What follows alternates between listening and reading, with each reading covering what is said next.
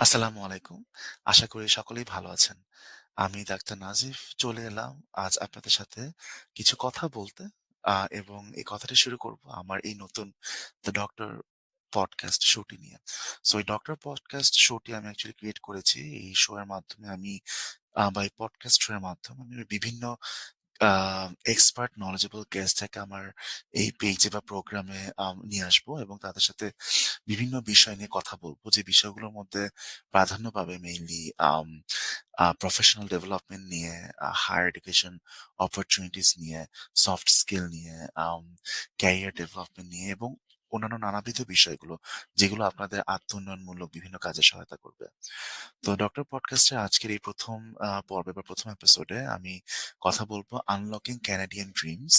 এটা একটি সিরিজ যেটার মাধ্যমে আমি বিভিন্ন এক্সপার্ট গেস্ট থেকে নিয়ে আসবো। ক্যানাডিয়ান বিভিন্ন সেক্টর নিয়ে কথা বলার জন্য higher opportunities, education opportunities, career opportunities, immigration and other different topics নিয়ে। তো আজকে আমার সাথে আছে আম ডাক্তার মাহমুদুল মান্নান।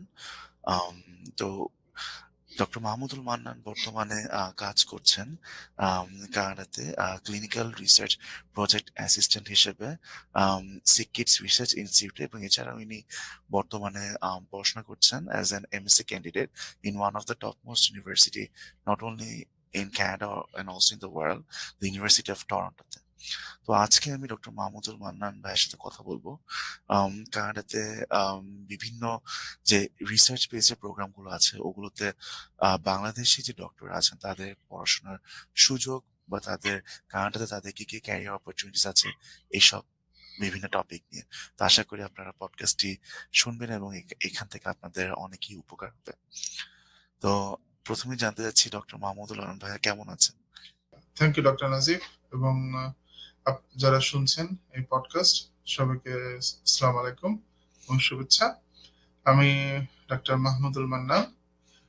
আহ, আজকে পডকাস্টে ডক্টর নাজিফ আমাকে কিছু বলার জন্য, কিছু শেয়ার করার জন্য আহ, বলেছে। I think it is a great opportunity to share something that I have gone through in past recent years during my journey. So Nazif, হ্যাঁ, আমি আলহামদুলিল্লাহ ফিজিক্যালি ভালো আছি, but mentally it's very hard to say আমি okay not, because গতকালকে আমি আমার lab থেকে আহ, 4টা আমাদের পাবলিকেশন অ্যাবস্ট্রাক্ট অ্যাকসেপ্টেড হওয়ার খবর আসছে। It is a very great achievement academically. মানে এটা যখন খবরটা পেয়েছি, I was really welcomed. But in the long run আমার চাচা গত 2 দিন আগে মারা গিয়েছে, সেজে চাচা। So I was really grieving. So it's very hard to say I'm mentally, I'm not sound mentally. It's like it's okay. Let's go. কি thank you so much doctor Mahmudul Mannan ভাই আপনার আম এই রিসেন্ট অ্যাচিভমেন্টটি শেয়ার করার জন্য এবং আপনাকে সেটার জন্য কংগ্রাচুলেশনস। বাট একই সাথে আপনার যে ফ্যামিলি দুঃসংবাদটা আপনি দিলেন, এটা আমাকে অত্যন্ত ব্যথিত করছে এবং আসলে আমাদের আমরা যারা কানাডায় থাকি আমাদের এই আম যে বিভিন্ন প্রতিদিনের পথ চলা আসলে এরকম মিক্সড ইমোশন নিয়েই চলতে হয়। হ্যাঁ, বাট এটা আরেকটা ব্যাপার হচ্ছে আমাদের আসলে এটি নিয়ে চলতেই হয়। এরকম না যে আমরা আমাদের গ্রিফ গুলো শেয়ার করার জন্য আমরা কিছু টাইম নেব বা হ্যাঁ, আসলে যেমন স্ট্রিমলাইন্ড একটা ওয়ে, এ ওয়েতে আসলে আমার নিজেদের জন্য সুযোগ বা সময় নেওয়ার সুযোগটা আসলে খুব বেশি থাকে এটা না। সো এটা হ্যাঁ, ডেফিনিটলি আমি you're রিলেট করতে পারছি absolutely right. আপনার সাথে। Yes, you're absolutely right, because এই ফিলিংসটা শুধুমাত্র আমি বলতে পারি যে আমি গত 6 বছরে আমি আমার অনেক আপনজনকে হারিয়েছি। বাট এই ফিলিংসটা শুধুমাত্র যারা প্রবাসে থাকে, যারা হারায় তাদের আপনজন, they feel better, they only feel this pain. জি, ওকে। জি, কমপ্লিটলি এগ্রি উইথ ইউ ভাইয়া। আম তো যদিও আমি বলেছি ভাই আপনি বর্তমানে কি করছেন, বাট আমি একটু আপনার নিজের মুখ থেকে শুনতে চাই যে বর্তমানে আপনি আসলে কানাডায় কি কি বিষয় নিয়ে কাজ করছেন? Okay, thanks for asking this question again. So যেটা হচ্ছে, আমি বর্তমানে ইউনিভার্সিটি অফ টরন্টোর ইনস্টিটিউট অফ মেডিকেল সায়েন্সে এমএসসি সেকেন্ড ইয়ারে আছি। আমার হয়তোবা ৬ থেকে ৭ মাস লাগবে আমার এমএসসি কন্টিনিউ করতে, শেষ করতে আরকি। আম আ আইএমএস থেকে। সো আমি সাথে আমি ক্লিনিক্যাল রিসার্চ প্রজেক্ট অ্যাসিস্ট্যান্ট হিসেবে আমার সিকিস হসপিটাল টরন্টো একটা ওদের রিসার্চ ইনস্টিটিউট, সিকিস রিসার্চ ইনস্টিটিউটে আমি কর্মরত আছি। Um, it's a it's it's another like it's a addition along with my own master's project. আচ্ছা। থ্যাংক ইউ সো মাচ ভাইয়া আমার সাথে শেয়ার করার জন্য। আম তো আমি জানি ভাই যে আমরা যারা একজন বাংলাদেশি ডক্টর, আমরা যারা কানাডায় এসেছি, তাদের আসলে কানাডাতে আসার জার্নি গুলো আসলে একেকজনের একেক রকম। তো আপনার কাছে আমি জানতে চাচ্ছিলাম যে একজন ডক্টর হিসেবে যে আপনি কানাডাতে আসলেন, সেই আসার জার্নিটা একটু একটু ছোট করে শেয়ার করেন। ওকে, আসলে কানাডাতে আসার জার্নিটা যদি শেয়ার করতে চাই, এটা আসলে আমি বলবো যে প্রত্যেকটা মানুষ যারা নিজের দেশ থেকে অন্য দেশে for migration, for study purpose, for work মানে যারা যায় তাদের প্রত্যেকটা এক একটা গল্প। সো এটা এক একটা ইন্ডিভিজুয়াল গল্প এবং ইন্ডিভিজুয়াল তাদের শেয়ার, তাদের এক্সপিরিয়েন্স ইজ ডিফারেন্ট। সো আমার যেটা হচ্ছে, আমি 2016-17 সালের দিকে আমি সিদ্ধান্ত নিই যে আমি দেশের বাইরে পড়াশোনা করতে যাব বা দেশের বাইরে সেটেল হওয়ার চিন্তা ভাবনা করি। তো সেই সময় থেকে আমি আমার বাংলাদেশের বাইরে নর্থ আমেরিকান প্লাস অস্ট্রেলিয়া আমার টার্গেট ছিল, যে কি কি অপরচুনিটিস আই ক্যান, মানে আমি করতে পারবো, আমি নিতে পারবো, প্লাস হচ্ছে কি কি সুযোগ সুবিধা ওই সময় আমার সাথে মানে ম্যাচ করে, যেটা আমাকে পরবর্তীতে আমাকে ইয়ে করবে। সো আমি 1 থেকে 1.5 বছর আমার মানে জিনিসটা আমি সার্চ করি যে কোনটা আমার জন্য সুইটেবল হবে। দেন ফাইনালি আই ডিসাইডেড যে north America countries like USA and Canada, these two countries like the most suitable options for me. So তখন আমি এরপরে আমি ক্র্যাক ডাউন করা শুরু করি যে আমি কোন কোন উপায়ে আমি ওখানে যাওয়ার চেষ্টা করব।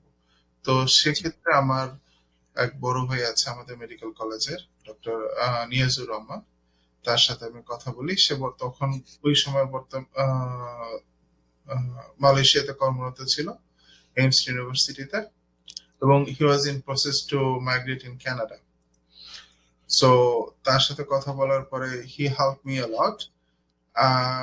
মানে আই রিয়েলি মানে আই অলওয়েজ লাইক আমি তার ইনফরমেশন, তার হেল্প আমি অলওয়েজ আমি ইয়ে করি,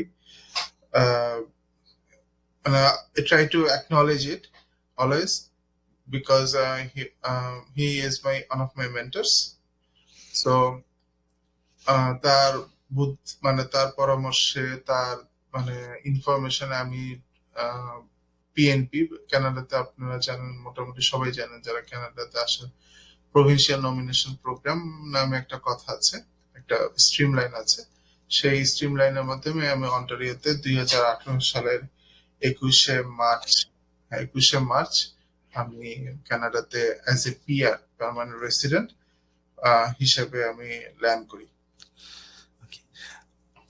wonderful, thank you so much ভাইয়া। এবং এটি আসলে উল্লেখ করা দরকার যে কানাডাতে আসার বিভিন্ন লিগ্যাল ইমিগ্রেশন সিস্টেম আছে, এবং কানাডা চায় সেই লিগ্যাল ইমিগ্রেশন সিস্টেমের মাধ্যমে বিশ্বের বিভিন্ন দেশ থেকে যারা অ্যাকচুয়ালিতে যোগ্য এবং যারা কানাডিয়ান ইকোনমিতে কন্ট্রিবিউট করতে পারবে তাদেরকে ইনভাইট করার জন্য। এবং আমি খুবই খুশি হলাম শুনে যে আপনি এরকম একটি খুবই কম্পিটিটিভ একটা ইমিগ্রেশন প্রোগ্রাম, যেটা প্রভিন্সিয়াল নমিনেশন প্রোগ্রাম, এটার মাধ্যমে আপনি কানাডায় এসছেন। That is very wonderful. তো তো আপনি কানাডায় আসলেন একজন পিআর হিসেবে, এখন একজন আপনার ব্যাকগ্রাউন্ড একজন ইন্টারন্যাশনাল মেডিকেল গ্র্যাজুয়েট। তো শুরুর থেকে যখন আপনি ভাইয়া কানাডাতে আসলেন, তখন একজন ইন্টারন্যাশনাল মেডিকেল গ্র্যাজুয়েট হিসেবে আপনার এক্সপিরিয়েন্স গুলো কেমন ছিল? It was mixed. It was mixed because as an international graduate, they uh, like they evaluate our credentials that we got from back home. সেটা ওরা আমাকে ক্রেডেনশিয়াল ইভালুয়েশন করে ওরা আমাকে মানে অ্যাকসেপ্টেন্স দিয়েছে, বাট দে ডিডন্ট মানে give us permission to practice here.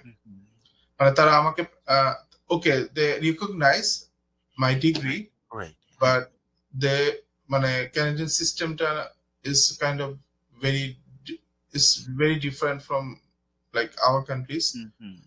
So ওরা আমাকে রিকগনাইজ করেছে যে I am a medical doctor, I am a medical graduate, but আমার মেডিকেল ডিগ্রিটা is not sufficient to practise, to ready to practice here. So for this reason I had to I had to start from scratch. Like it's not scratch, like আমি medical school থেকে শুরু করিনি, but আমাকে আমার profile rich করার জন্য আমাকে একেবারে ফান্ডামেন্টাল জায়গা থেকে শুরু করতে হয়েছে। Because Canada, I mention earlier, like এটা হচ্ছে নর্থ আমেরিকান সিস্টেমে চলে, which is very different from our education system. So that's why journey was not smooth. It was a roller coaster, like a ride, but it's আমি বলবো যে আলহামদুলিল্লাহ আল্লাহ আমাকে ধৈর্য দিয়েছিল দেখে আমি মোটামুটি এই পর্যায়ে আসতে পেরেছি। থ্যাংক ইউ সো মাচ ভাই এটা শেয়ার করার জন্য। এবং আমি একটু এখানে অ্যাড করতে চাই যে আসলে আমরা যারা মেডিকেল গ্র্যাজুয়েট হিসেবে ক্যানাডাতে আসি, আমি আসলে অন্য প্রফেশনগুলোর জন্য বলতে পারবো না বা তাদের এক্সপিরিয়েন্স আমি জানি না, বাট আমাদের প্রত্যেকটির এক্সপিরিয়েন্সটা আসলে মনে হয় না কারোরই খুব স্মুথ ছিল। কারণ ক্যানাডিয়ান মেডিকেল সিস্টেমটা অ্যাকচুয়ালিতে বাংলাদেশ বা আমাদের সাউথ ইস্ট যে দেশগুলো আছে ওদের মেডিকেল সিস্টেম থেকে অনেকটাই different north American medical system. এবং ইনডেপথ আসলে রিসার্চ করলে বা ইনডেপথ একটু গুগলে ঘাটলে দেখা যায় যে ডিফারেন্সেস গুলো কি কি বা এবং এই চেঞ্জটা আমাদেরকে ফেস করতে হয় যখন আমরা এখানে আসি। এবং এই রিয়েলিটিটা আসলে অনেকেই একসেপ্ট করতে পারে না শুরুতে, বাট যত দ্রুত আমরা সেটা একসেপ্ট করতে পারবো, এই সিস্টেমে নিজেকে ইন্টিগ্রেট করতে পারবো, তত দ্রুত আমরা এটা আমাদের জন্যই ভালো আসলে। না আসলে এটার পিছনে বলতে গেলে আমরা যথেষ্ট পরিমাণ আমরা যারা মেডিকেল গ্রাজুয়েটস বা আমরা যারা বাংলাদেশে অন্যান্য এডুকেশন সিস্টেম থেকে এসেছি, background education background, we are very capable, but the thing is integration, আমাদের যে নলেজ, আমাদের যে এক্সপিরিয়েন্স, এটা ক্যানাডিয়ান হেলথ কেয়ার সিস্টেম বা ক্যানাডিয়ান আদার সিস্টেমে যে ইন্টিগ্রেশনটা is very tough, because আমরা আমি জাস্ট একটা কথা শেয়ার করবো যেটা আমি প্রায় বলতে পারি, প্রায় কি আমি আমার ফ্রেন্ড সার্কেল বা আমার নিজস্ব ক্লোজ সার্কেল আমি শেয়ার করার চেষ্টা করি। সেটা হচ্ছে আমরা বাংলাদেশে আমাদের মেডিকেলে আমরা ভর্তি হই আফটার A-level, মানে আফটার ক্লাস 12। আমরা এইচএসসি পরীক্ষার পরে আমাদের এইচএসসি পরীক্ষার মার্কস এবং আমাদের এসএসসি এইচএসসি পরীক্ষার কিছু বেসিক রিকোয়ারমেন্টস বায়োলজি যেগুলো থাকা অবস্থায় আমরা ভর্তি পরীক্ষা অংশগ্রহণ করি। ভর্তি পরীক্ষা অংশগ্রহণ করার পরে আমাদের একটা মেধা তালিকা প্রকাশ হয়। এরপরে আমরা বাংলাদেশে আমরা পর্যায়ক্রমে সেটাকে আমরা মেডিকেল স্কুলে ভর্তি হই। But here is very different. It's very tough to get admission in medical school. এবং I must say it's the toughest one in whole world to get admission in the medical school, because if you compare with USA medical system, like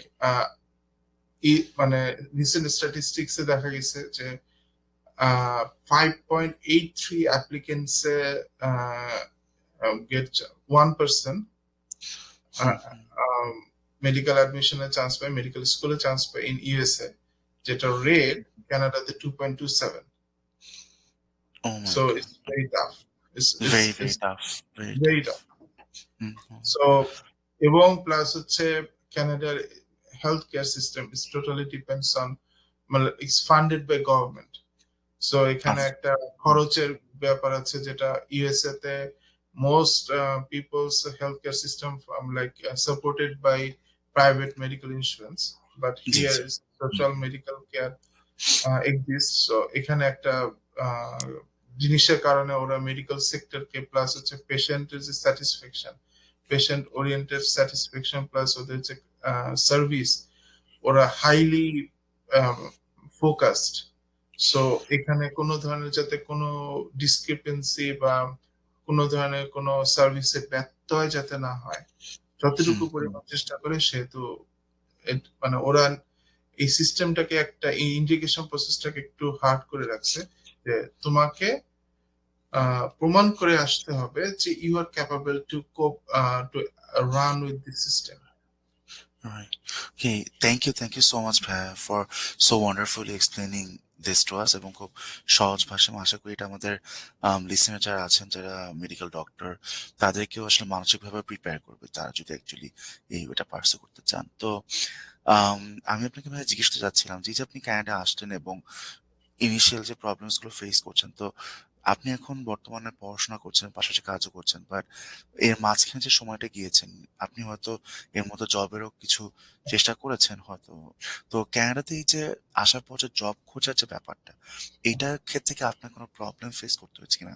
বা এরকম আপনার এক্সপেরিয়েন্সটা actually কেমন ছিল এই জবের ব্যাপারটাতে? উম, কানাডাতে জব খোঁজার জন্য আসলে ইটস ভেরি মানে as an ING it's hmm, very tough.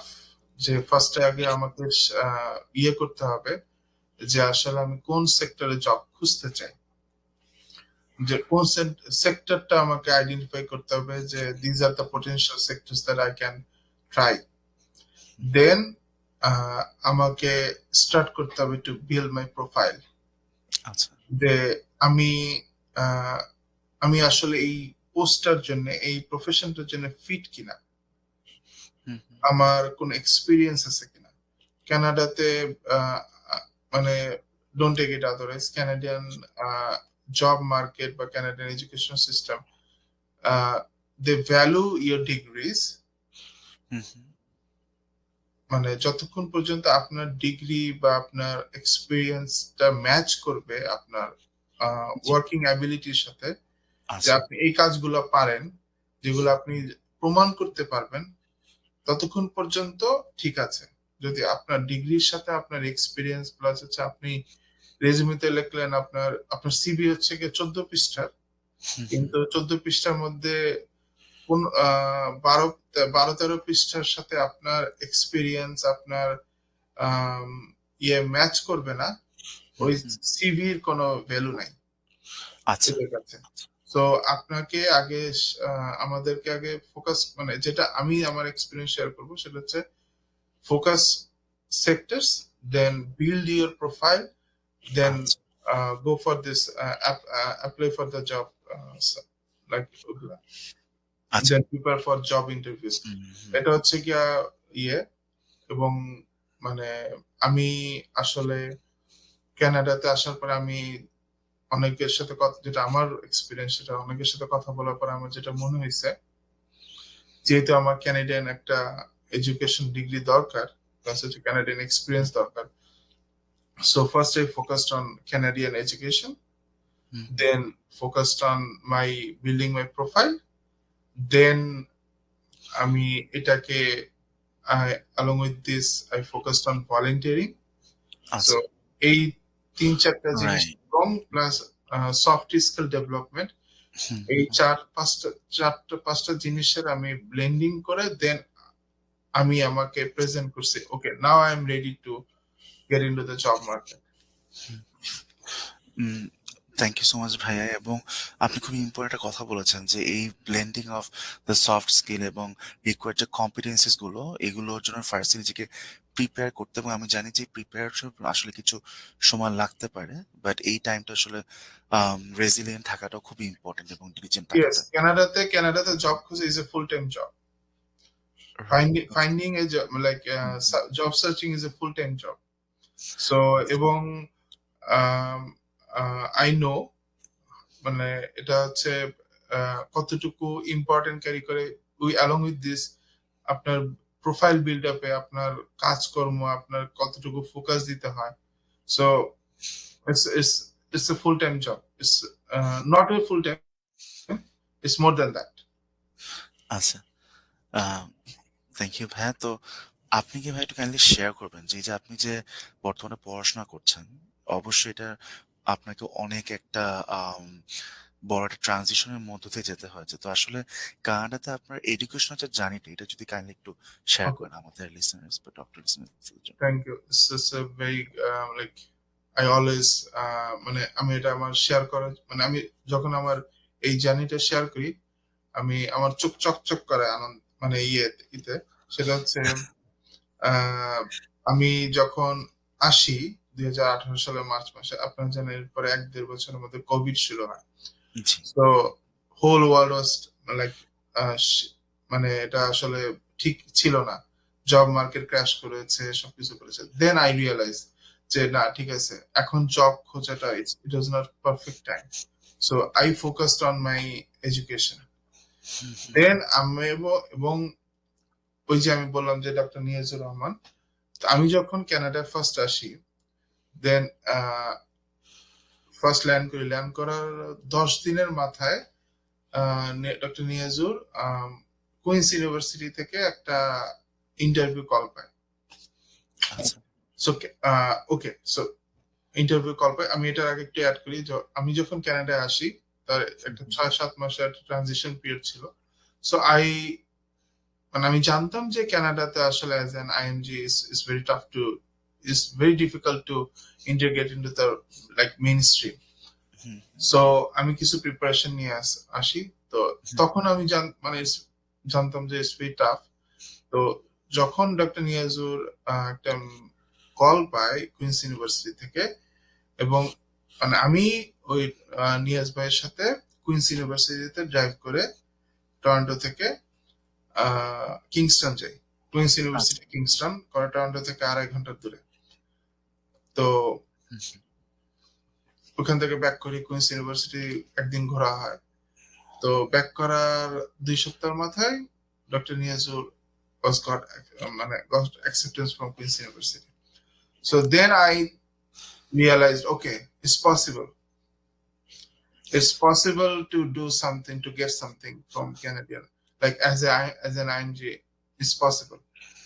So then I focused on build up my profile. So হুম, আমি রিসার্চ করা শুরু করি, সার্চ করা শুরু করি what are the potential graduate programs that I can apply.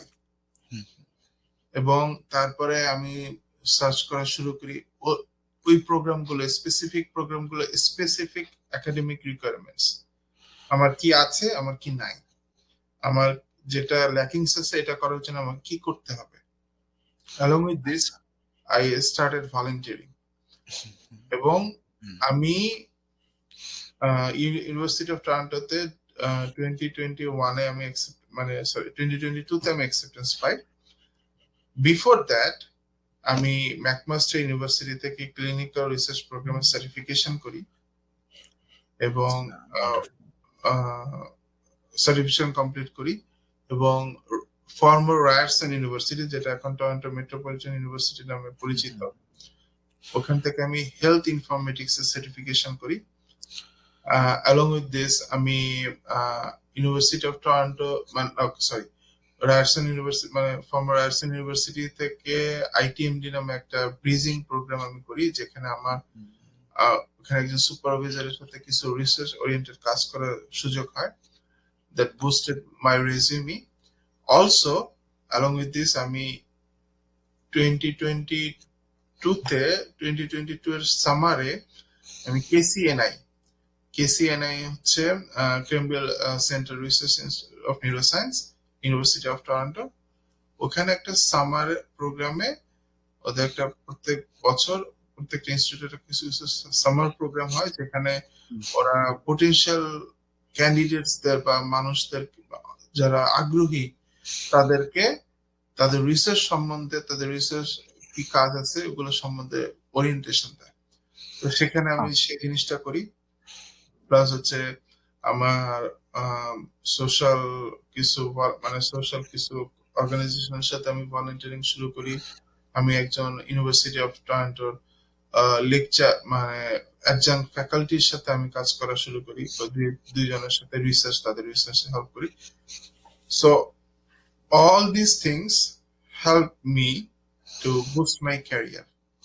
Like আমার এডুকেশনটা আমাকে এই ইউনিভার্সিটি অফ টরন্টোতে যে আমি টেমেটিভ ফ্যাকাল্টি অফ মেডিসিনে আমি যে আইএমএস এ চান্স পেয়েছি, এটার পিছনে আমাকে হেল্প করছে।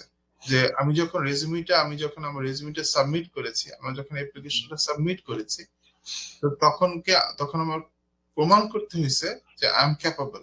I have experience to work with Canadian healthcare system and মানে এবং মানে এটা আমাকে প্রমাণ করতে হয়েছে। তো রাইট। ইউনিভার্সিটি অফ টরন্টোতে বা not only university of Toronto, আপনার যে কোনো মাস্টার্স প্রোগ্রাম বা যে কোনো গ্রাজুয়েট প্রোগ্রামে ভর্তি হওয়ার জন্য আপনার যদি প্রোফাইল না থাকে, আপনার যদি এক্সপিরিয়েন্স না থাকে, it's better to focus on to build an experience. আচ্ছা, ওয়ান্ডারফুল মাহমুদুল মান্নান ভাই। এবং আপনি যেভাবে বললেন যে আসলে এই ইউনিভার্সিটিতে অ্যাডমিশন আগে আপনাকে মাল্টিপল সার্টিফিকেশন করতে হয়েছে এবং অবশ্যই এই সার্টিফিকেশন গুলোর পিছনে আপনার যথেষ্ট সময় এবং ইভেন অর্থ দুটোই আসলে লেগেছে। তার মানে আপনি নিজের প্রতি আসলে ইনভেস্ট করেছেন এবং সেই জি, ইনভেস্টের ফলটাই আসলে আপনি পরবর্তীতে পেয়েছেন। সো এই জিনিসটা অবশ্যই। আসলে খুবই, খুবই ইম্পোর্টেন্ট। মানুষ এটা মনে রাখা আমাদের সবার জন্য যে I invested আমরা my আসলে time. Right, right. I invested my I invested my money, I invested my sweat, I sacrificed my family time. So অবশ্যই, অবশ্যই। it gives is এটা সবকিছুর একটা accumulative result. For sure, for sure.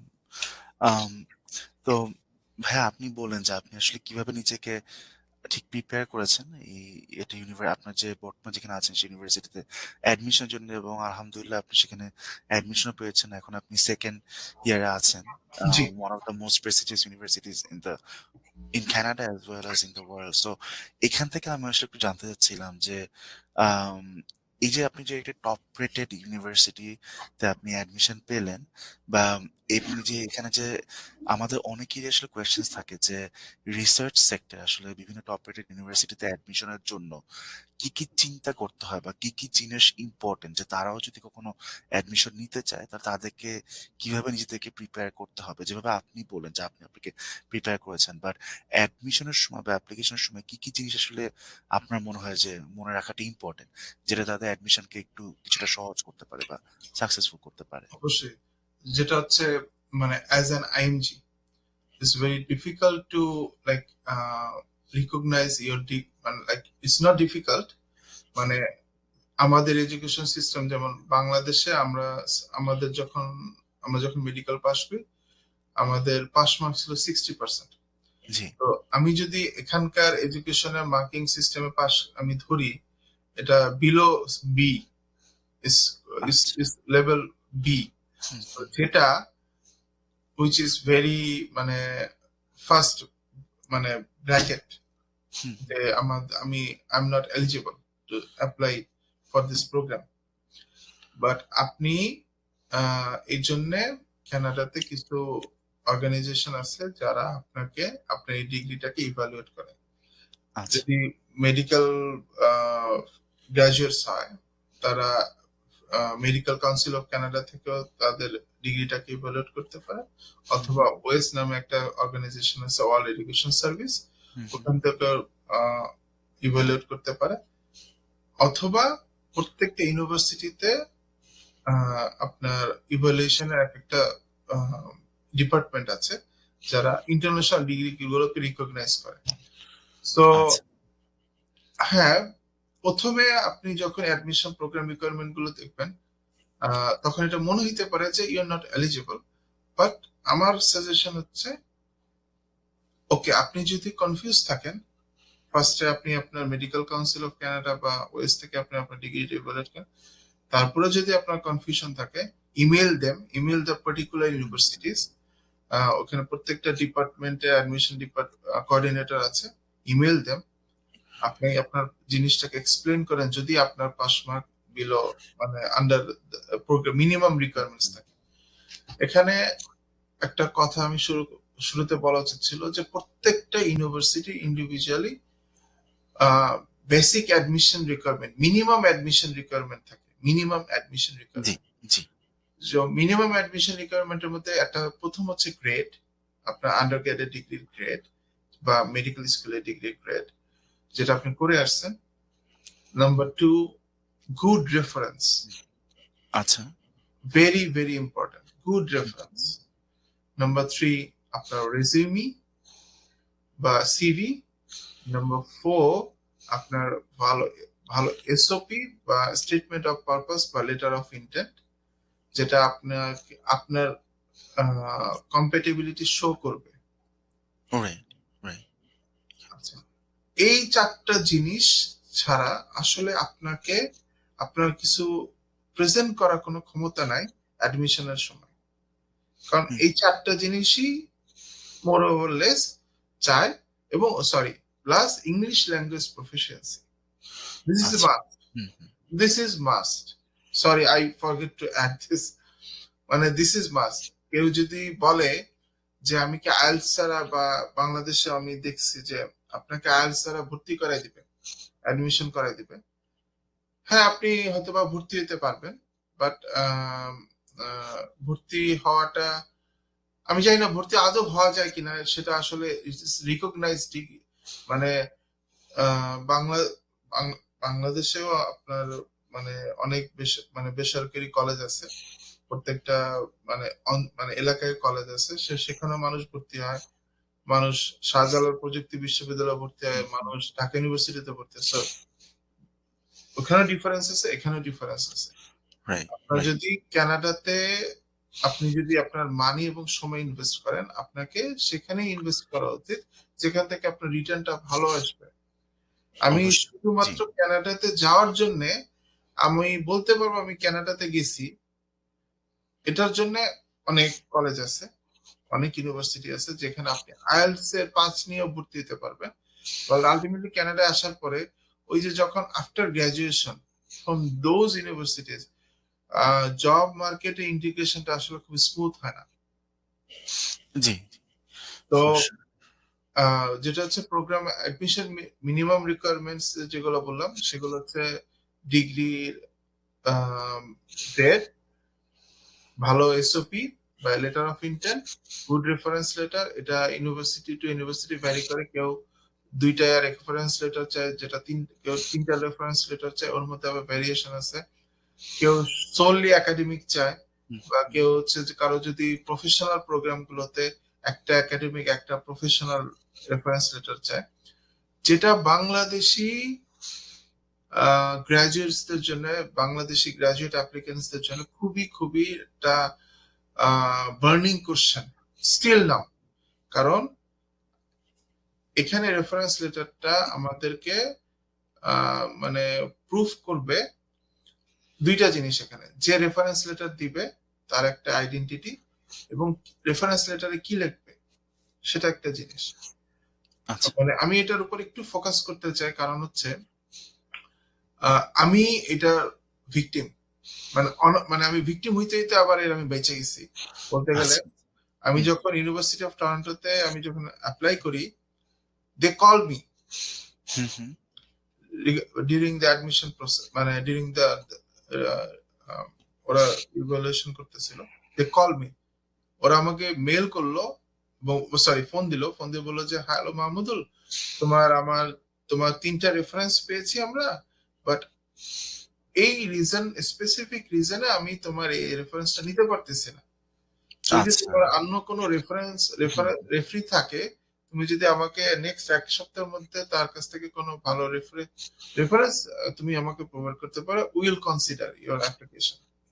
আচ্ছা, আচ্ছা। দেন আমি বাংলাদেশে আমার মেডিকেল কলেজের আমার ডক্টর মোর্শেদ স্যার, তার সাথে যোগাযোগ করি, তার সাথে কথা বলি, আই এক্সপ্লেইন, দেন সে আমাকে একটা রেফারেন্স লেটার পাঠায়। Then after his reference letter, they মানে consider my application. আচ্ছা, আচ্ছা। সো রেফারেন্স লেটার কে পাঠাবে, কিভাবে পাঠাবে, এখানে একটু বার্নিং কোশ্চেন কেন? স্টিল বাংলাদেশে আমাদের শ্রদ্ধেয় স্যার ম্যাডামরা হুম, বা হুম। আমাদের যারা রেফারেন্স হয় তারা স্টিল আমাদের বাংলাদেশে ইনস্টিটিউশনাল ইমেল আইডির কালচারটা চালু নেই, যেটা রাইট, এখানে রাইট। অনেক বড় একটা হুম, হুম, প্রতিবন্ধকতা বলা যায়। যে আমি জিমেইল থেকে কোনো রেফারেন্স লেটার কোনো ক্যানাডিয়ান বা ইউনিভার্সিটি, ইউএসএ ইউনিভার্সিটি অ্যাকসেপ্ট করে না হুম। জিমেইল বা ইয়াহু থেকে। সো ইনস্টিটিউশনাল ইমেল আইডি দরকার, যেটা আমাদের বর্তমানে বাংলাদেশে এখন শুরু হয়েছে, বাট স্টিল মানে প্রয়োজনীয় তুলনায় রাইট, অনেক কম। রাইট। প্লাস হচ্ছে আমি আমার রেফারেন্স লেটারে কি লিখবো, আমাকে এটা শো করতে হবে, হুম, হুম। ইন্টিগ্রেশনটা আমাকে মানে রিলেশনশিপটা শো করতে হবে যে আমি যে প্রোগ্রামে অ্যাডমিশনের যে প্রোগ্রাম আমি অ্যাপ্লিকেশন করতেছি সেই প্রোগ্রামের সাথে আমার যে রেফারেন্স এবং আমার যে রেফারি যে এক্সপিরিয়েন্সটা শো করবে হুম, সেটার একটা হুম। রিলেশন। আচ্ছা। যদি রিলেশন হুম, প্রকাশ না হয়, chances is very less, chances are very less. তারপর হচ্ছে গিয়া এসওপি গুড, আপনার এসওপি হুম, একটা হুম, ইয়ে করতে হবে। সাধারণত কানাডিয়ান ইউনিভার্সিটিতে এখন দেখতেছি ওরা স্পেসিফিক কোশ্চেন দিয়ে দেয়, হুম, স্পেসিফিক হুম। কোশ্চেন স্পেসিফিক অ্যান্সার, যেটা আপনাকে খুব ভালো মতো করে লিখতে হবে। আমি আপনার জ্ঞাতার্থে মানে মানে যারা শুনবে তাদের হুম, জ্ঞাতার্থে হুম, বলতে হুম, চাই, হুম, হুম। আমি আমার রেজিউমি, আমি আমার এসওপি লেখা যখন আমি সাবমিট করি এর আগে আমি minimum 40 Times I edited my resume. Right. Very, আমি ভেরি। মিনিমাম 20 টাইমস হুম, আমি হুম। আমার এসওপি এডিট করছি। তো আরো বেশি কনসেস, আরো বেশি ইনফরমেটিভ, আরো বেশি মানে এটাকে করতে হয়, এটার পিছনে ইনভেস্ট করতে হয়। That's it, this are the key points to get that mission. Thank you so much Mohammad Imran ভাই, এবং আপনি খুবই খুবই ইম্পর্টেন্ট কিছু গুরুত্বপূর্ণ এবং গুরুত্বপূর্ণ ডেফিনেটলি টপিক গুলো নিয়ে টাচ করে গেছেন। এই যে রেফারেন্স দেওয়া বা আপনার এসওপি, এগুলো খুবই খুবই ইম্পর্টেন্ট। এবং অনেকে মনে করে যে আসলে ইউনিভার্সিটি অ্যাডমিশনের আগে আমি 1 উইকে একটা লেটার অফ ইন্টেন্ট লিখে জমা দিব, 2 উইকে দিব। এটা আসলে 1 বা 2 উইকের ব্যাপার না। এটা আসলে ব্যাপারটা হচ্ছে কন্টেন্টটা কতটুকু স্ট্রং বা কতটুকু মজবুত, এবং এটা যে গুড প্র্যাকটিস। আমার যেটা মনে হয় যে আসলে নিজের স্টেটমেন্ট অফ পারপাস যেটা বা লেটার অফ ইন্টেন্টটা যে কোনো এক্সপার্ট কাউকে দিয়ে একটু পড়িয়ে নেওয়া বা রিভিউ করানো যে এটা কি ঠিক আছে কিনা, আম, এটা আসলে অনেক সময় অনেক হেল্প করে। হ্যাঁ, হ্যাঁ, বাট অবশ্যই। বারবার নিজেকে এডিট করা, এবং যতটা ওরা আসলে আমার যেটা মনে হয় যে চায় যতটা কনসাইজ ওয়েতে হুম, হ্যাঁ যে নিজেকে প্রেজেন্ট করা যায় হ্যাঁ, এবং সেল করা যায়। মেইন হ্যাঁ, কথা যে অবশ্যই। স্টেটমেন্ট অফ পারপাসে নিজেকে সেল করতে হবে, যে যাকে হ্যাঁ, বলো যে বা- যত ভালো সেল করতে পারবে নিজেকে, সে আসলে আমি আমি অ্যাডমিশনে আমি বলবো অপরচুনিটিস যে পেয়েছে। সাধারণত কানাডিয়ান ইউনিভার্সিটি গুলো অ্যাডমিশন সাইকেল ওপেন হয় সেপ্টেম্বর থেকে, হুম, যেটা চলে হচ্ছে ডিসেম্বরের 15 তারিখ পর্যন্ত, বা কোনো কোনো ইউনিভার্সিটি জানুয়ারির 15 তারিখ। আমি বলবো যে কারো যদি অ্যাডমিশনের জন্য চিন্তা করে কেউ, হুম, তাকে এপ্রিল থেকে এপ্রিল ফ্রম দিস ইয়ার আপনাকে প্রিপারেশন নিতে হবে, হুম। এবং সেপ্টেম্বরে আপনার সমস্ত কিছু রেডি থাকবে। জি, সেপ্টেম্বর অক্টোবর হচ্ছে মাসটা হচ্ছে আপনি নিজেকে প্রিসাইজ করা, জি। আপনার কাগজপত্র প্রিসাইজ করা, দেন সাবমিট নভেম্বর বা ডিসেম্বরে করবেন আপনার application complete, then fine. But আপনি যদি লাস্ট মিনিটে বসে থাকেন, it's very tough, for sure, it's very tough. For sure. তো আমি জিজ্ঞেস করছিলাম ভাই আপনাকে যে এই যে বিভিন্ন বাংলাদেশি ট্রেন ডক্টরস যে ক্যানাডা আসতে চাচ্ছে, বা বিভিন্ন মেডিকেল গ্র্যাজুয়েট যারা কানাডা আসে, তাদের জন্য আসলে কানাডাতে কাজ করার কি কি অপরচুনিটিস বা সুযোগ রয়েছে, সেটা যদি একটু ছোট করে আমাদের সাথে শেয়ার করতে চান। আচ্ছা, আম, যখন আমি আসি, জি, মানে একটা মিথ আছে এখানে যে ডাক্তাররা ডাক্তাররা ডাক্তারি করতে পারে না এখানে, জি, বাইরে জি, ডাক্তাররা। বাট আমি বলবো যে এটা এখন নাই। আমি আচ্ছা, আমি বাংলাদেশে একজন আইএমজি, আমি আপনার সাথে কথা বলতেছি, আমি সিকিউর টরন্টোতে কাজ করি। আপনি doctor Nazif, you are working in ministry of health in Alberta. জি, so you are you are one of the example, মানে আপনি মানে বাংলাদেশি ডাক্তাররা কতটুকু সাকসেসফুল এখানে। যে আপনি আহ, বাংলাদেশ থেকে আপনি বাংলাদেশে একজন আইএমজি, আপনি কানাডাতে আসছেন, কানাডাতে আপনি মেইন গভর্নমেন্টের হেলথ সেক্টর আপনি you are working very good, so you are one of the examples. Not only you, আমি যখন আসছি, যেটা আমি কেন বলতে চাচ্ছি, যে আমরা যখন আসছি, আমি আমি আমি যেখানে বাসা নিয়েছিলাম, আমার আমার আশেপাশে সবাই বলতো যে না, ডাক্তার হয়েছেন আপনি, কিছু করতে পারবেন না, আপনার কিছু করতে পারবেন না, হুম, এখন হুম। দেখেন কি করবেন, হেন তেন।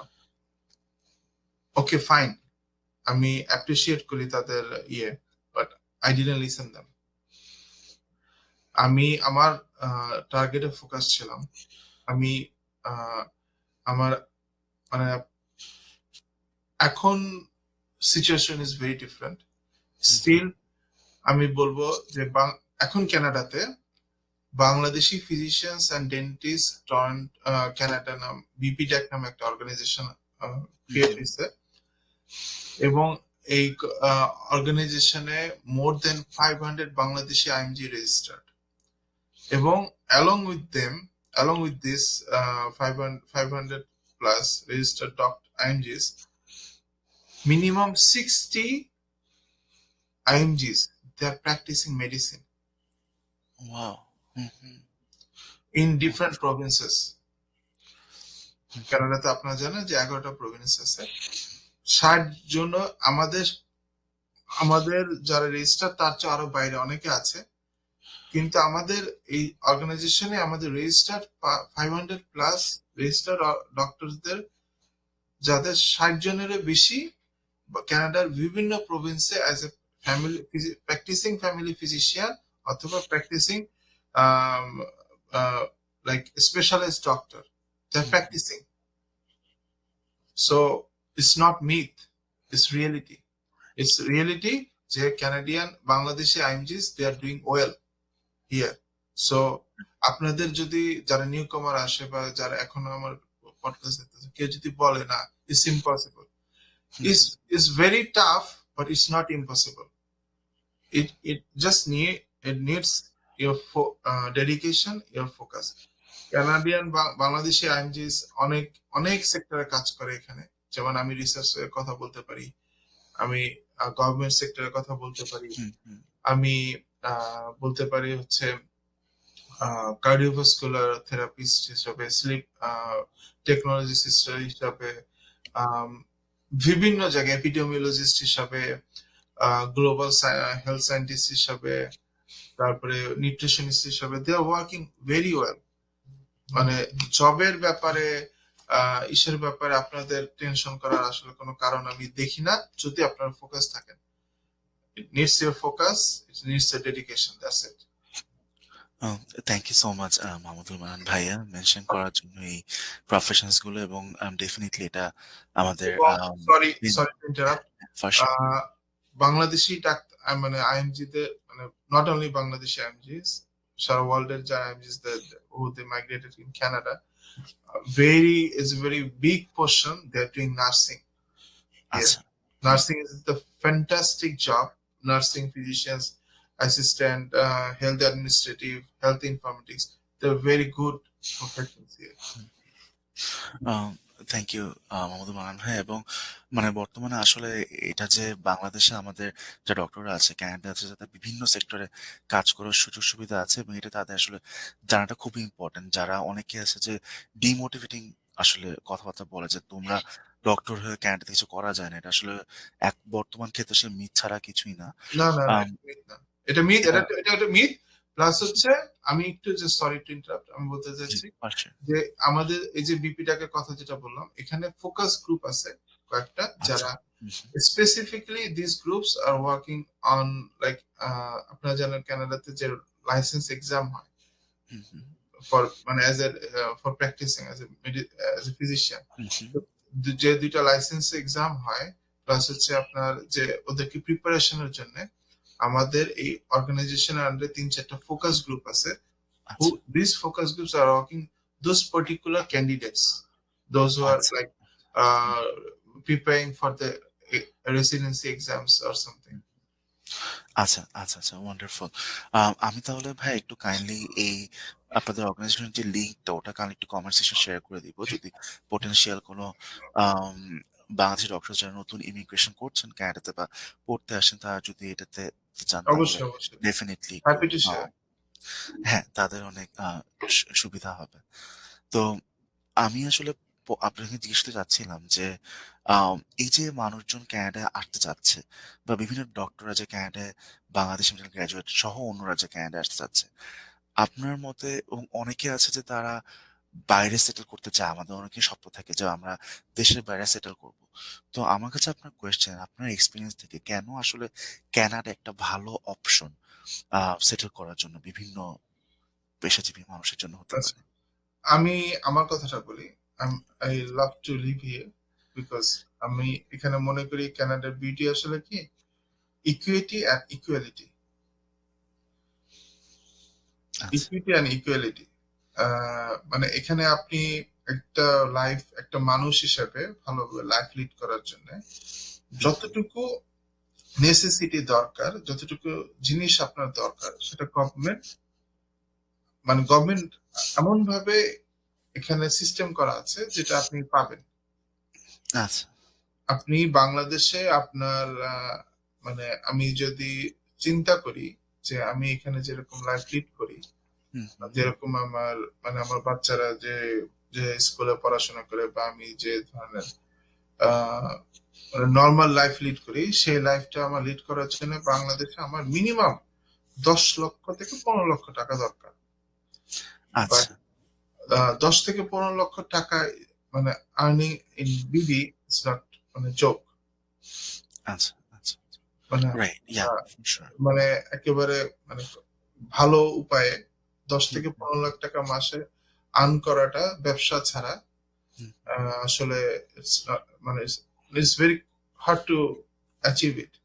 হুম, বাট আমি এখানে নর্মাল একটা লাইফ লিড মানে নর্মাল একটা জব করে আমি পড়াশোনা করতে নর্মাল একটা জব করে I can lead this life happily. আচ্ছা, আচ্ছা, সো দিস মানে এটা এই জন্য আমি বললাম ইকুইটি অ্যান্ড ইকুয়ালিটি হুম, এবং it's a paradise for children I আচ্ছা, মাস্ট সে।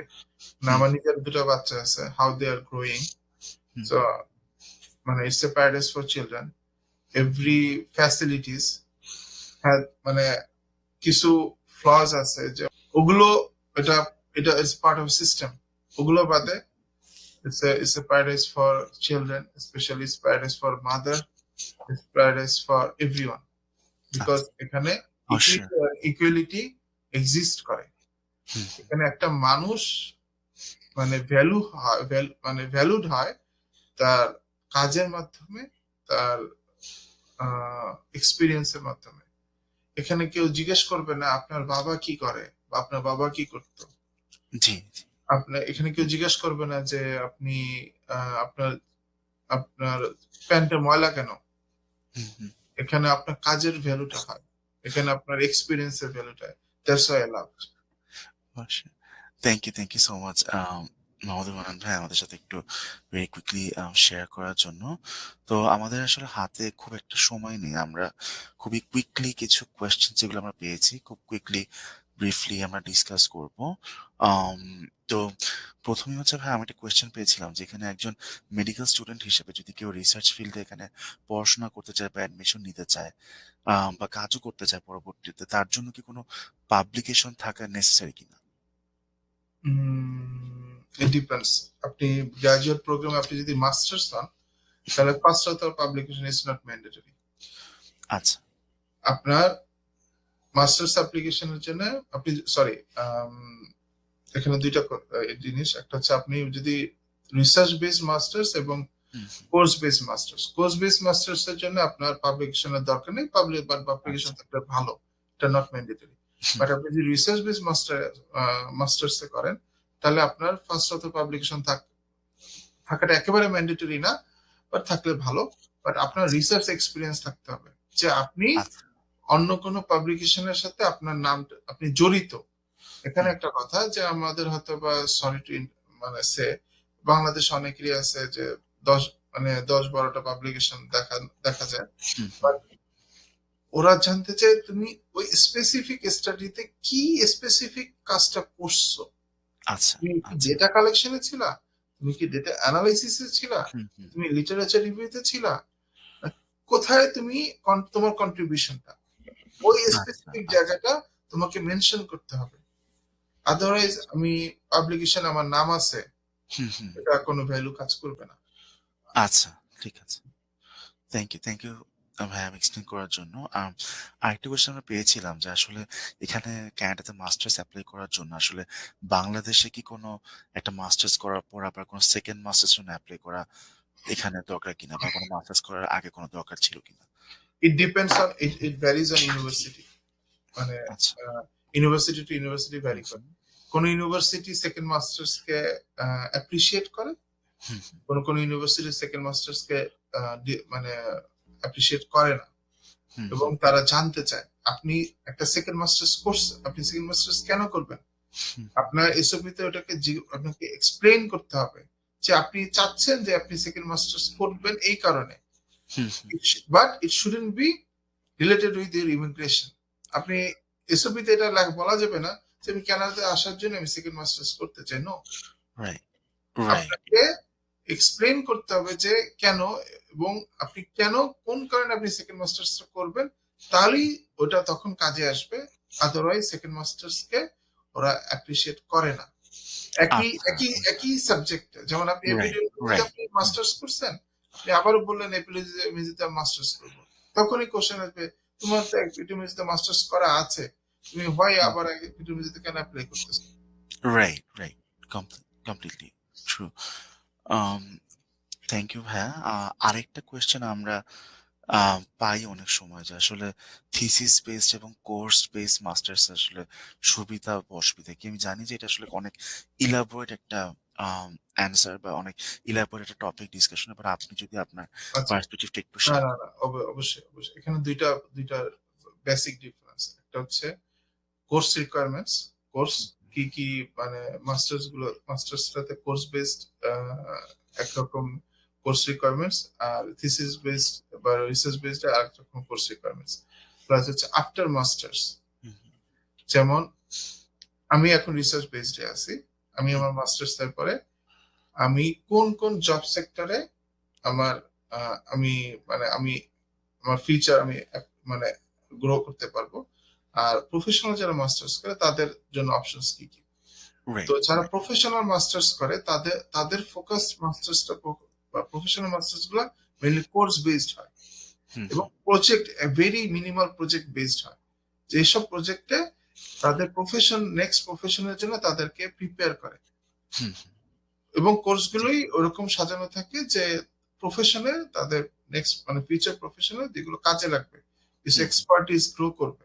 বা রিসার্চ বেস মাস্টার্সে আপনার রিসার্চ এক্সপার্টিস গ্রো করে, আচ্ছা, জি, প্লাস অ্যালং উইথ দিস কিছু প্রফেশনাল এক্সপিরিয়েন্স এক্সপার্টিসও গ্রো করে, হুম, যেটা পরবর্তীতে যেমন আমার যখন মাস্টার্স শেষ হবে হুম, আমি তখন চিন্তা করব যে আমি কি ফার্দার একাডেমিয়াতে, মানে আমি পিএইচডির জন্য এনরোল করব, না আমি ওখান থেকে আমি ইন্ডাস্ট্রিতে চলে যাব, না আমি ওখান থেকে ফার্মাসিউটিক্যালস কোম্পানিতে জয়েন করব, না আমি হুম, ওখান থেকে সরকার মানে গভর্নমেন্ট জবে জয়েন করব। So it's it's it's it's totally depends on the candidate আচ্ছা, হাউ হি আচ্ছা, হাউ হি অর শি মানে ফোকাস অন দ্যাট। সো এটা পার্সপেক্ট দুই ধরনের, এটার আউটকাম দুই ধরনের, এটার রিকোয়ারমেন্টস দুই ধরনের। হুম। আচ্ছা। থ্যাংক ইউ সো মাচ ভাইয়া এটা শেয়ার করার জন্য। এই থিসিস এবং কোর্স বেসড প্রোগ্রামের যে ডিফারেন্সটা খুবই সুন্দর এবং শর্ট করে। তো আমি আসলে আমাদের শেষ যে প্রশ্নটা আজকে চাচ্ছি আপনাকে করতে এবং এটা আসলে খুবই বার্নিং একটা জিনিস এবং অনেক ট্রেন্ডটা দেখা যাচ্ছে বর্তমানে যে ভিজিট ভিসা আসলে অনেকে ক্যানাডাতে আসছে। ক্যানাডাতে এসে ফার্দার অপরচুনিটিস এক্সপ্লোর করছে। তো আসলে যারা ভিজিট ভিসা ক্যানাডাতে আসছে, এসে যে অপরচুনিটিস এক্সপ্লোর করছে তাদেরকে আসলে ক্যানাডিয়ান মেইন স্ট্রিমলাইন সিস্টেমে ঢোকার অপরচুনিটিস গুলো অ্যাকচুয়ালি কেমন আপনার মনে হয়? মানে আমি বলবো যে don't do this wrong step.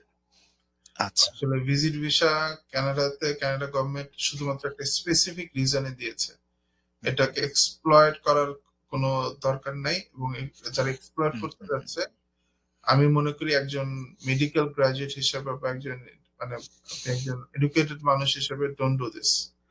Hmm, hmm. মানে এটা আউটকাম খুব মানে ম্যাক্সিমাম ক্ষেত্রে 90% is not good right. Outcome. এখানে আপনার সময়, টাকা, ফ্যামিলি এভরিথিং মানে স্যাক্রিফাইস হইতে পারে যে কোনো মুহূর্তে। Hmm, so don't do this. I I appreciate to ask this question doctor Nazif, কারণ ইটস এ বার্নিং কোশ্চেন না যে আমি ভিজিট ভিসা যাব, মানে স্টুডেন্ট মানে স্টুডেন্ট ভিসা থেকে আমি আমি ভিজিট ভিসাকে স্টুডেন্ট কনভার্ট করতে পারবো কিনা। আপনি পারবেন, বাট চান্সেস খুবই কম। এবং রাইট, আমি আপনাকে বলতে চাই যে আপনারা সব মনে করি সবাই জানেন যে জানুয়ারি মাসের 22 অথবা 23 তারিখের দিকে রাইট, ইয়া। ইন্টারন্যাশনাল স্টুডেন্টদের উপর একটা ক্যাপ বসানো হয়েছে হুম, হুম, ক্যানাডিয়ান গভর্নমেন্ট। সো আমি মনে করি এই ক্যাপটা এটা একটা ইজ ফার্স্ট স্টেপ। আস্তে আস্তে হুম, আস্তে আস্তে এটা আরো গ্রাজুয়ালি কিছু ডিসিশন আসবে যেটা আসলে এফেক্ট করবে। এবং আমি মনে করি এই ক্যাপটা বসাতে এখন যে মাস্টার্স প্রোগ্রাম গুলো আছে কানাডিয়ান ইউনিভার্সিটিতে, হুম, এটার উপরে প্রচন্ড প্রেশার পড়বে। হুম, কারণ একমাত্র মাস্টার্স এবং পিএইচডি প্রোগ্রামে আপনার জব স্পাউসের মানে স্পাউসদের ফুল টাইম ওয়ার্ক পারমিট হুম, দিবে নতুন সিস্টেম অনুযায়ী, যেটা আগে যে কোনো প্রোগ্রামে ছিল। সো হুম, এখন মাস্টার্স এবং পিএইচডি প্রোগ্রামে আপনাদের অ্যাপ্লিকেন্টস বেশি হবে, কম্পিটিশন অনেক বেশি হবে, অনেক হাই হবে। হুম, সো ওইখানে আপনার ট্রাই করেন and don't drag yourself into the visit visa trap. আমি বিলিভ করব, আমি বলতে চাই যে কানাডার immigration, Canada study is very very transparent, is very transparent. Completely. জি, জি। আপনি জাস্ট গুগল করেন, আপনি আপনি ফেসবুক দেখেন, আপনি ইনস্টাগ্রামে রিল দেখেন, আপনি আপনি সোশ্যাল মিডিয়াতে এত অ্যাক্টিভ, বাট আপনি কি ইনফরমেশন গুলো দিচ্ছে ওই জিনিসগুলো আপনি আহ, মানে ক্লারিফাই করেন, মানে আপনি দেখেন যে এগুলো হুম, সত্যি কিনা। প্রত্যেকটা কানাডিয়ান ইউনিভার্সিটির প্রত্যেকটা অ্যাডমিশন রিকোয়ারমেন্ট, কানাডা গভর্নমেন্টের প্রত্যেকটা system is very transparent, is very elaborative ভাবে কানাডিয়ান গভর্নমেন্ট ওয়েবসাইটে দেওয়া আছে। Hmm. Search this, do your research, do your own research, that's it.